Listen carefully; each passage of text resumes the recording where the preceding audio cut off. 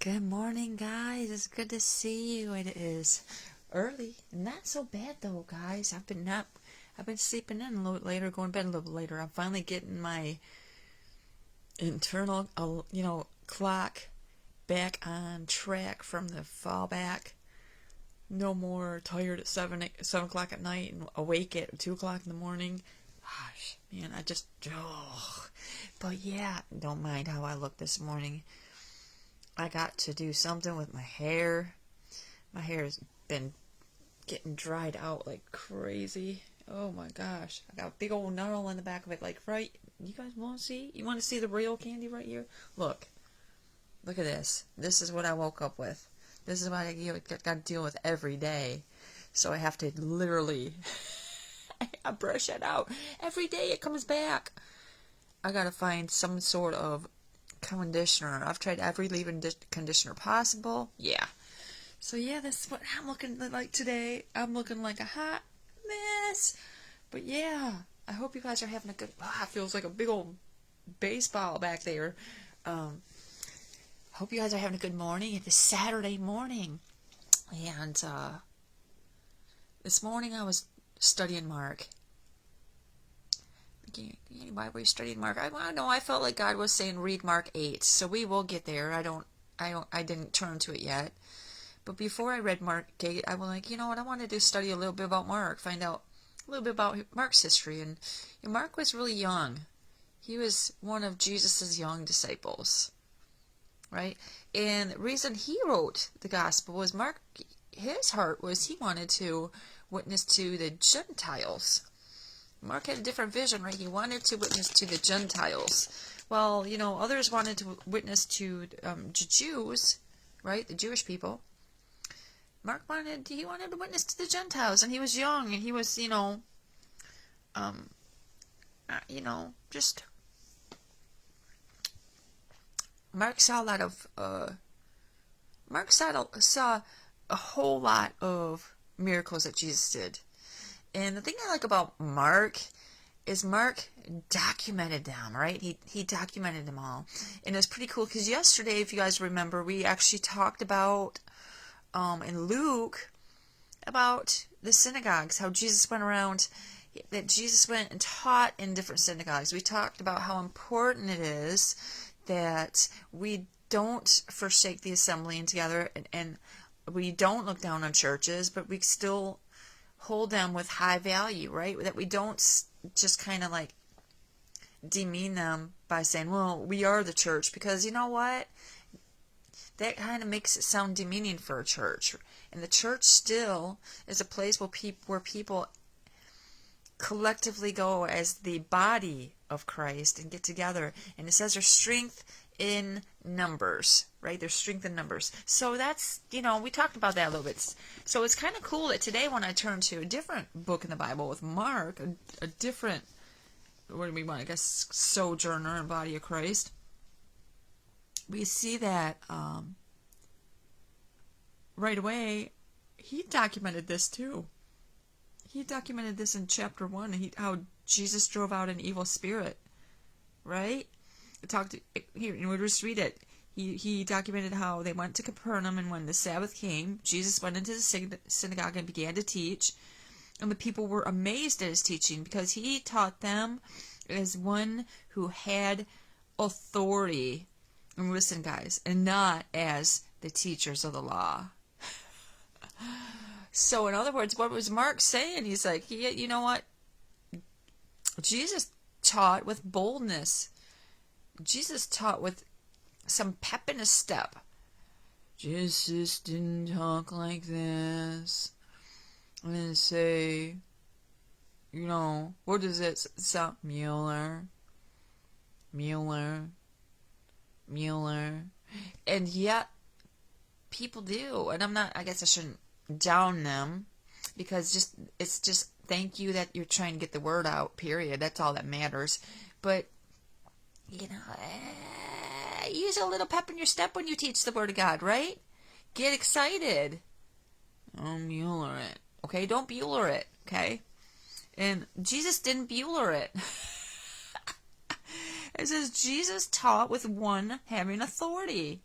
not as the teachers in the law. And then it says, just then a man in their synagogue who was possessed by an evil spirit cried out, "What do you want with us, Jesus of Nazareth? Have you come to destroy us? I know who you are, the Holy One of God." And Jesus, it says he got stern. He says, "Be quiet. Come out of him." And the evil spirit shook the man violently and came out of him with a shriek in the middle of their, well, I won't say church service, but similar, right? Their Sabbath service, right? At the temple. So now we're going to actually move down a little bit, right? Because at that point, news about Jesus began to spread really quickly. People were like, "Hey, you do not believe what happened here. I got to tell you this story. Look at this. It's even this. Look at this. I need a good air conditioner." And if those of you say when does not work for me. The same. Okay. As soon as they left the synagogue, it says they went with James and John to the home of Simon and Andrew. Simon's mother-in-law was in bed with a fever. We talked about this yesterday, right? And so he told her, fever to go, it went. Now we're going to get to that evening. Everybody say that evening. Everybody say that evening. It says, after sunset, the people brought to Jesus all the sick and demon-possessed. The whole town gathered the door, and Jesus healed many who had various diseases. Whoa! Stop. Hold up. Wait a minute, right? Just listen to this. It says the whole town gathered at the door. It says Jesus healed many who had what? Various diseases. And he also drove out many demons. But, I love this, he would not let the demons speak. Let's stop here and take hold of this for a minute. Jesus would not let the demons speak. Let's say that one more time, guys. Jesus would not let the demons speak. He wouldn't let them speak. So why are you and I allowing the demons to speak into our thoughts? Oh. If Jesus wouldn't allow the demons to speak, why are we allowing the demons to speak to our thoughts, our mind, our will, emotions? Because when you entertain a negative thought, "Oh, my grandma had cancer, so then my mom got cancer, so I guess I'll get cancer." Well, Jesus didn't allow demons to speak. So why are we allowing demons to speak to our minds, our will, and our emotions, which is our soul area, right? Our soul consists of our mind, our will, and emotions. And most of the times they operate through it's like they're fishing. It's like they're taking a fishing hook, they're baiting it with a negative thought, and they're throwing it in our mind, and we're just hoping that we'll take a bite. Right? They want to snare us. Okay, guys, don't be a fish. Don't be a fish. If Satan has the fishing pole, or any demonic spirits have a fishing pole, and they want to bait you using negative thoughts, jingle, jingle, jingle, and you see that movement on that hook of the negative thoughts, and you're following it. Who are you believing? Who are you believing? Don't take the bait. Everybody say, "I will not take the bait." Everybody say it one more time. I know I can't hear you because I'm at this end, but I'm going to pretend I can hear you. Everyone say, "Don't take the bait." Right? Don't take the bait. Okay. So, that's the way enemy usually tries to bait us the most, right? Is speaking to our mind. And I love this when we're talking about this, because Jesus would not allow the demons to speak. He wouldn't allow it. Jesus wouldn't allow the demons to speak. It's right there, guys. Mark chapter 1, verse 34. He wouldn't allow the demons to speak. So why are we allowing those demons to take and bait their fishing hook with negative thoughts, negative reactions, right? Unforgiveness, strife, anger, bitterness, resentment, hopelessness, discouragement, anxiety, whatever it might be that you're dealing with? Why are we allowing the enemy to bait the hook with those things and wobble it in front of us to get us to look at what's on the hook? Why are we allowing him to distract us with what he's bait us with, just hoping that we would take a bite so he could snag us? Oh, I hope she, look, oh, she's entertaining that thought I put in her head. Oh, that people don't like her. Oh, yeah, I got her, you know. What's up? Or, oh, I put that thought in her head about cancer. Her grandma died of cancer. Right? Her aunt died of cancer. Maybe it'll happen to her. Oh, yeah, snag, score, I got her. No, don't take the bait. Don't, in other words, be like Jesus. Don't let the enemies speak. Don't let the demons speak. So now we're in verse 35. This is very early in the morning. This is when Jesus prays in a solitary place, by the way. I got to turn the page. Very early in the morning, while it was still dark, Jesus got up, left the house, went off to a solitary place where he prayed. Okay, so number one, we're learning the styles of Jesus. Number one, he didn't allow the enemy to speak. Number two, he found a solitary place to go be alone with God. Let's say that again, a solitary place to go and be alone with God. Church is amazing. Yes, you should go to church, and I'm telling you, go to church. You should go to church. Yes. I don't care what anybody says. Go to church somewhere. Because you're not doing it for just yourself. You're doing it to honor and love God. But equally important here, besides not allowing the spirits, the negative spirits to speak into your life, but making them be quiet, is finding a solitary place to be alone with God. Me this morning, I woke up, laying in bed on my pillow, looking up at the ceiling, and I'm like, oh, God, you're amazing. I love this time with you. I love you. I just woke up just feeling the gratefulness and thankfulness and love for God this morning. I don't know where it came from. I just know I had an extremely big feeling of gratitude and love for God this morning. And I always love God. But this morning it was just bigger. I can't explain. It was bigger. All right? So, find a solitary place where you can pray. As Simon and his companions went to look for him. When they found him, they exclaimed, "Everyone's looking for you!" Jesus replied, "Let us go somewhere else, to the nearby villages, so I can preach there also. That's why I came." So he came because he wanted to preach different places. Right? So he traveled through Galilee, preaching in their synagogues and driving out demons. Okay, here we go again. We brought this up yesterday. Demons go to church, guys. Oh, Katie, did you say? Absolutely, I said it. Demons go to church. Do you think it's just saved people that go? I've walked into churches before and immediately knew there was the Spirit of the Lord told me, right, that there was a witch within the sanctuary.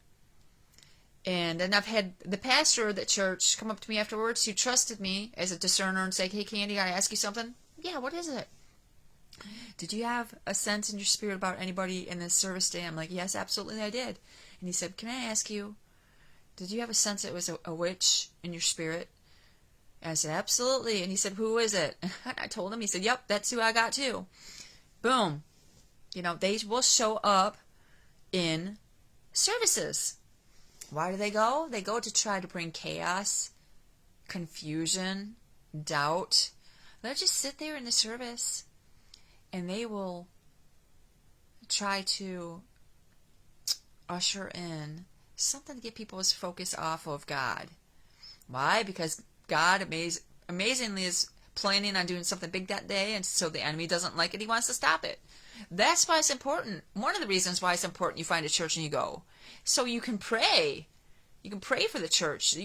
Why? Because when you're praying for the local church you're going to, or not so local that you're going to, because I know people that would drive over an hour to get to church because they find one that they love, right?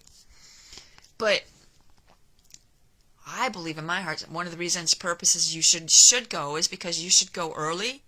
You should pray over the church, because in doing so, you're praying for people who enter the church that they'll be open to receive something new from God that'll completely change their life or save them, right?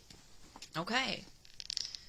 I want to talk about something with you guys. This is what we're going to get to. We're going to talk about leprosy today. We're going to talk about leprosy.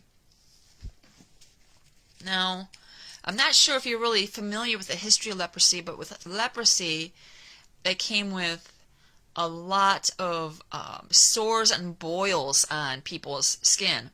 And when Jewish people saw them, they had this rule, this regulation that leopards were not allowed to live among them.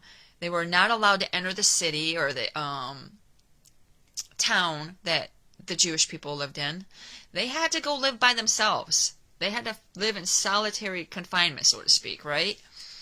And one of the reasons was because, this was contagious. This was contagious. It had open sores. The people that had leprosy, they were considered unclean people. Unclean people, right? And so they couldn't come worship God like everybody else. They couldn't come into the sanctuary. They weren't allowed in. So now we're going to read just to Mark chapter 1, verse 40, starting in verse 40, because we're going to show that Jesus was totally the opposite of the Jewish leaders here. Jesus was totally the opposite of the Jewish leaders here. And how was he the opposite? Well, he actually cared about them. He actually went to them. He actually spoke to them and touched them, right?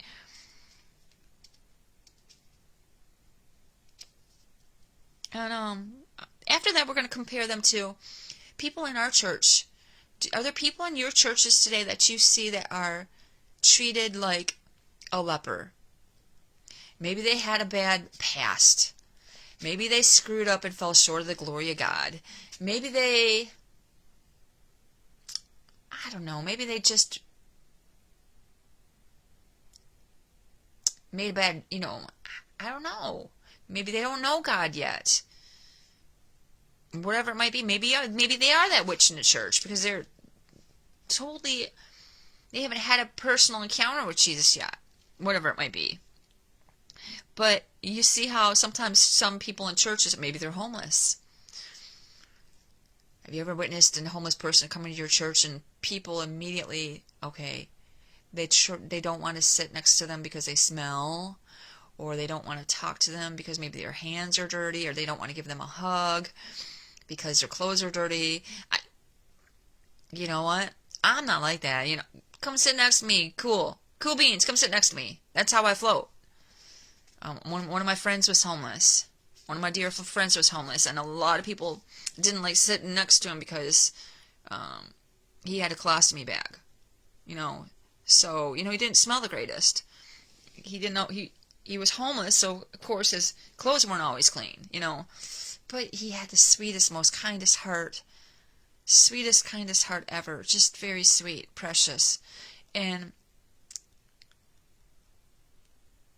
he used to bring me little stuffed animals and stuffed animals and presents, and say, I thought of you when I seen this. Or he'd find a hat, and he said, I knew your favorite color was yellow or peach, and I saw this hat, so I got it for you at the at a thrift at a giveaway.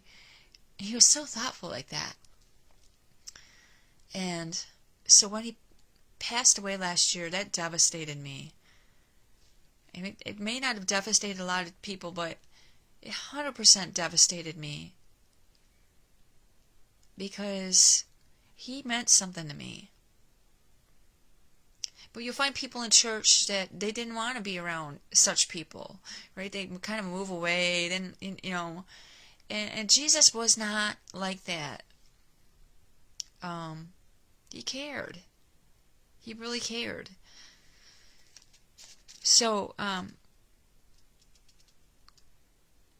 who in your church, I guess, is who is being treated like a leper, and how can you change that when you go to church tomorrow? How can you change that? How can you see them, make them feel valuable, right? Okay, so we're going to start. I know I got off track a little bit, but let me go back to 40. Okay, so we're in verse 40 of Mark chapter 1. And it says, a man with leprosy came to him and begged him on his knees. And if you can almost envision, if you could almost envision him, this man is on his knees. He came to Jesus, probably crying, and he says these words, if you are willing, you can make me clean.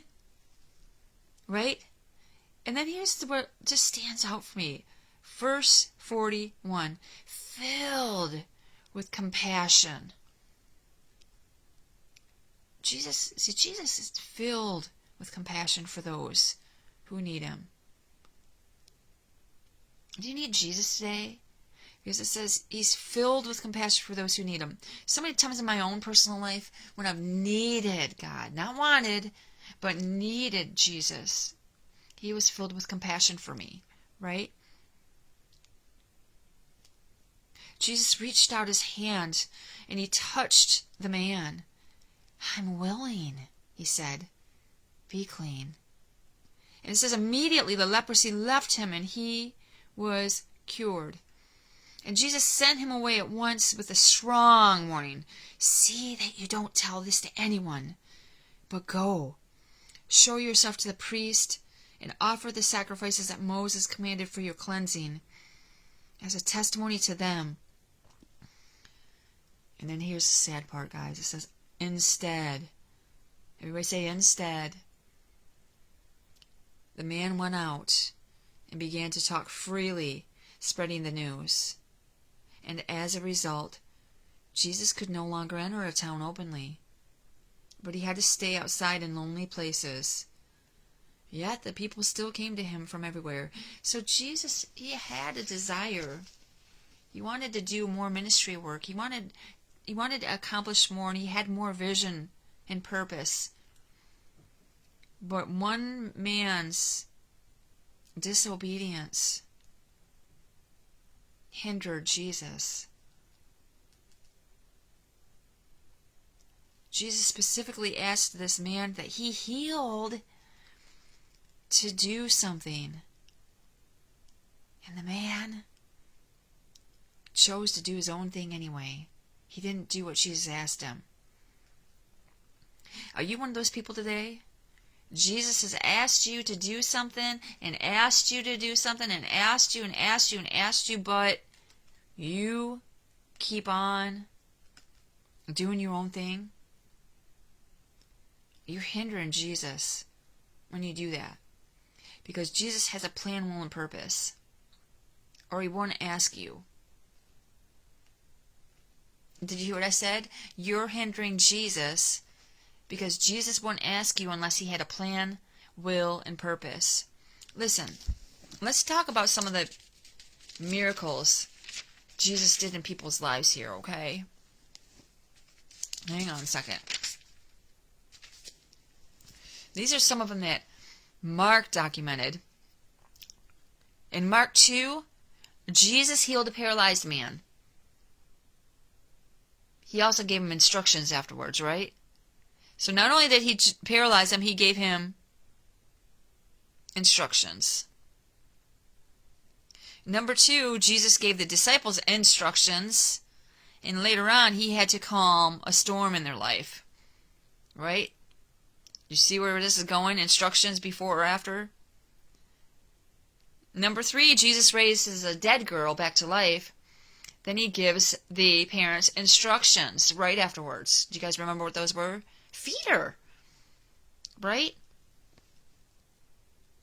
Number 4, Jesus walks on water. Jesus walks on water after he had given the disciples the instructions to row to the other side. Right?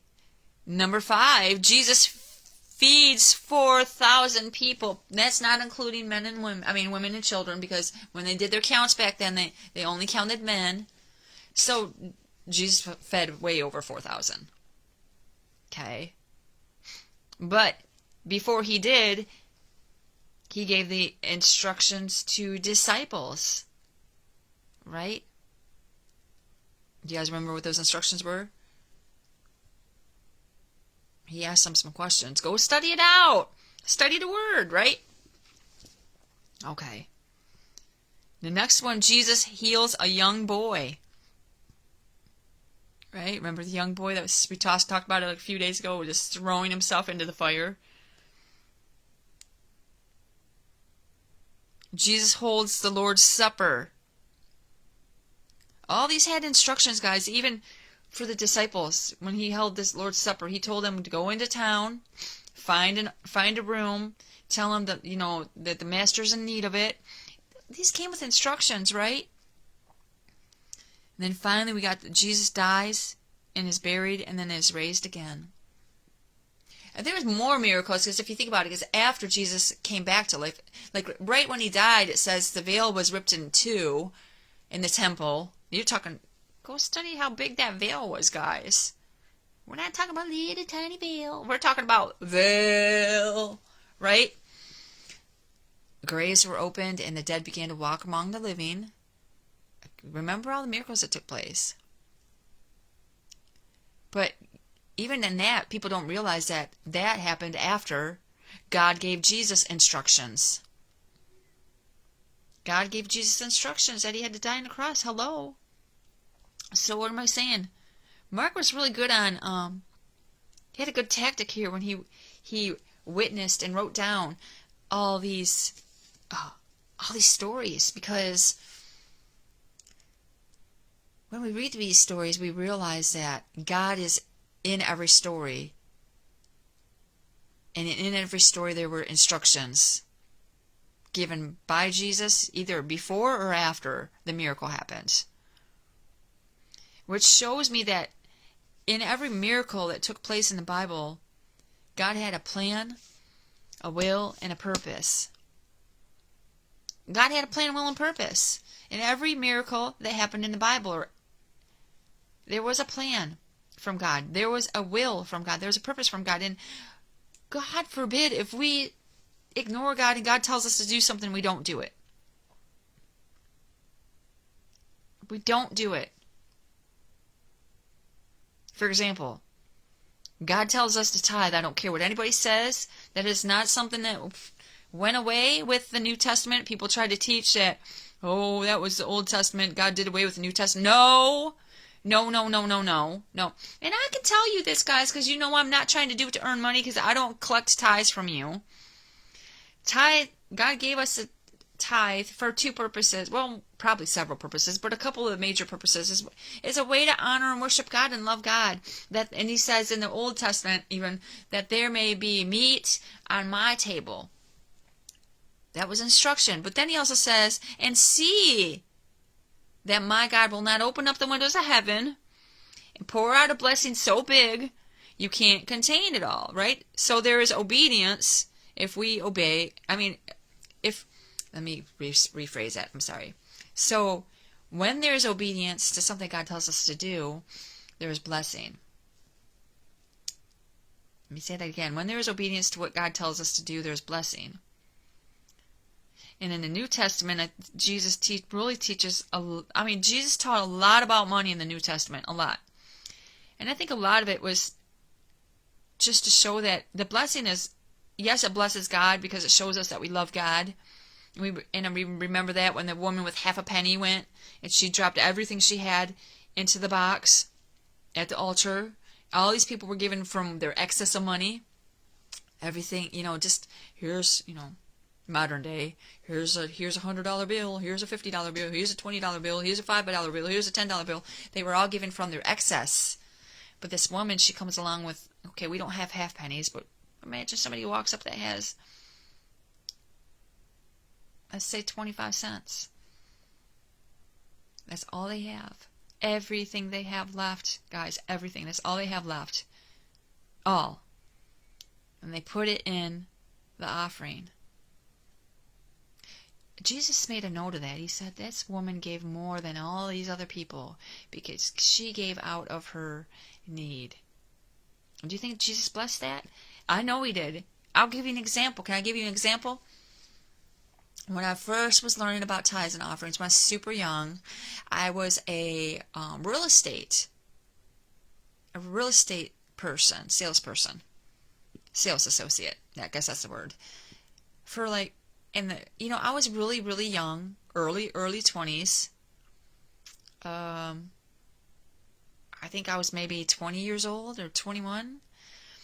And nobody ever wants to list. It was my first year in real estate.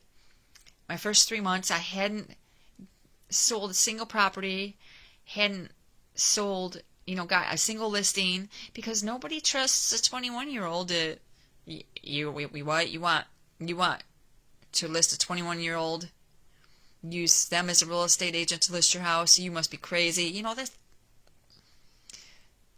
And I learned about tithes and offerings at, of all places, a Lutheran church that I used to go to, because he was good about teaching about stuff like that. And I was just starting to draw into the presence of God. And I loved God, but I didn't know much about him at that point. But I'm like, oh. And the offering bucket came around. And all these people were giving money, and I'm not joking, you guys. I had like 38 cents to my name. That's all I had. And I dug everything that I had, my change, and I looked at it. And I put it in the offering. And I felt embarrassed that all I had was 38 cents, but yet so grateful and thankful. I felt like I'm really helping my church out. This might be 38 cents, but it's 38 cents I didn't have, and I'm helping God out. And do you know what happened that week? I am not kidding. I sold 3 houses that week. 3. Early 20-year-old something girl, like 21 years old, 3 houses that week. By being obedient. God blessed me. Okay, so a lot of times when God gives us an instruction, it's not just for his personal plan, will, and purpose. It's because he wants to bless us. He doesn't want to see us as children struggling on the struggle bus. Who wants to ride a struggle bus your whole life? I don't. I don't want to ride a struggle bus. I'm just saying. So how about you? So God bless you, and I hope you think about that. That there's always a reason God gives us an instruction, either before or after a miracle comes. Go study those miracles, and you'll see that almost everyone was given an instruction either before or after. Right? Either before the miracle came or after the miracle came. So, yeah, just be obedient. Listen to God. All right, I guess we're all done for today. If you don't have a church home tomorrow, go find one. If you need one, message me, right? I'm super excited because tomorrow I get to go spend some time with some friends after church. I'm super excited about that. And, yeah, I look forward to seeing my friends and spending some quality time with them and just loving on them, because I miss hanging out with them. So I'm excited about that. But I hope you guys have a great day. And, yeah, I also want to just do a shout out right now that I am still collecting stuff for the warming center. If you guys ever have stuff you want to donate, right now their biggest needs is going to be, utensils, like plastic utensils, or paper plates and napkins, or Kleenexes, creamer, coffee is major, milk. I cannot say milk enough. They always run out of milk because they offer cereal and stuff to people. So you just, yeah, and whatever. Scarves. That's the one thing I haven't collected. A new friend of mine, she's awesome. I got to meet up with her. She works over at United Way, but she gave me 2 boxes of hats yesterday. I mean, huge boxes. I was like, whoa! She blessed me 2 boxes of hats, and so we dumped them all into one box because I didn't have enough room in my car. Because if you could have seen my car yesterday, because I went collecting I just chose one day. I'm like, I'm going to take one day and collect everything for the warming center on the same day and just take it all down at the same time. So my car was loaded to the max, guys. So she was the final stop. It was so funny. So we get up to the office, and she's got these huge boxes of tons and tons and tons of hats. And I was like, Houston, we got a problem. And she's like, what? I'm like, I can't fit 2 boxes in my car. If you see my car, you'll know why. So she dumped them all into one box. And then I hurried up and I thought I split them up the right number, and I didn't. So I don't know what I did. Because I was in a hurry when we were unloading at the warming center. So I was trying to count out 50 hats to put aside for little Zoe for her mission to feed homeless people bagged lunches, right? Zoe is 9 years old. Oh, wait, 10 now, I think. She just wants to give homeless people a lunch so they're not hungry on Sundays after church, and I love that. So, trying to set 50 aside for her. I was trying to count super fast, and somehow I only managed to count like 38 or 40 of them, and gave the rest to Lynette's warming center. So I was telling my friend last night, I'm like, I accidentally miscounted, and my friend, gosh, I just love her so much.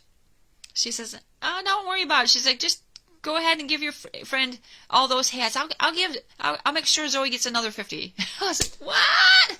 So she donated like 150 brand new hats. I loved it. It was a blessing. So their heads are gonna be toasty warm this winter. I'm very excited about that. Toasty warm. Socks, guys. I can't say this enough. Socks. I always need socks. Socks are a luxury for homeless people. I once met a homeless person I used to go and always try to meet up with once a week over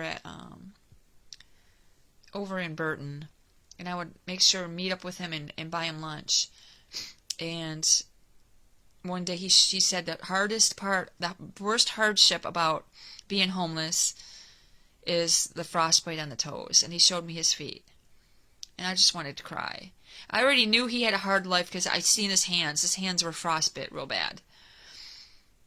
Swollen up, and, I just did my best to make sure he had warm gloves. But then he showed me his feet, man. And he's like, socks are a luxury.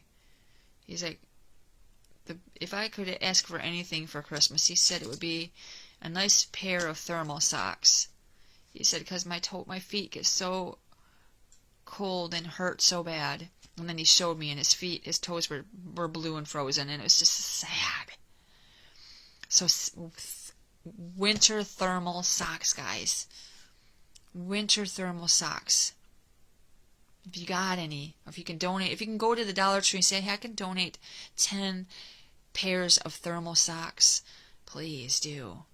If you can say, hey, Candy, I can, here, I'll just send you some money. Go to any Dollar Tree you can find and buy up all their thermal socks. I will do it. And I will send some with Zoe so she can hand them out. We can wrap them up for Christmas and hand them out to the homeless. Or now send some to Lynette's warming center. But socks, guys. Thermal socks. Okay, well, it's beginning to look a lot like Christmas. Well, God bless you guys. I hope you have a great day. And, yeah, just do something kind for somebody else. Remember, we reap what we sow. If you sow green beans, you're going to reap green beans. If you sow corn, you're going to reap corn. If you sow kindness, you're going to reap kindness. If you sow finances, you're going to reap finances, right? Whatever you sow, may it be a blessing to somebody else or to God, because you will reap that exact same seed back. All right? God bless you. I hope you have a great day. Hi, Mary. It's good to see you. Mary, you got to come to our Wednesday women's group. I don't know if you're free on Wednesday mornings, but if you want, you can come. I can pick you up. 10:30 to 12:30. Bible study. Just message me if you want to go. Yeah, but guys, just be a blessing to somebody else. Show kindness. Notice somebody who reminds you of those lepers in the Bible that were ostracized from society. Let them know that you see them, that you care about them, that you love them. Amen? Okay, guys. Well, I'll talk to you later. Bye.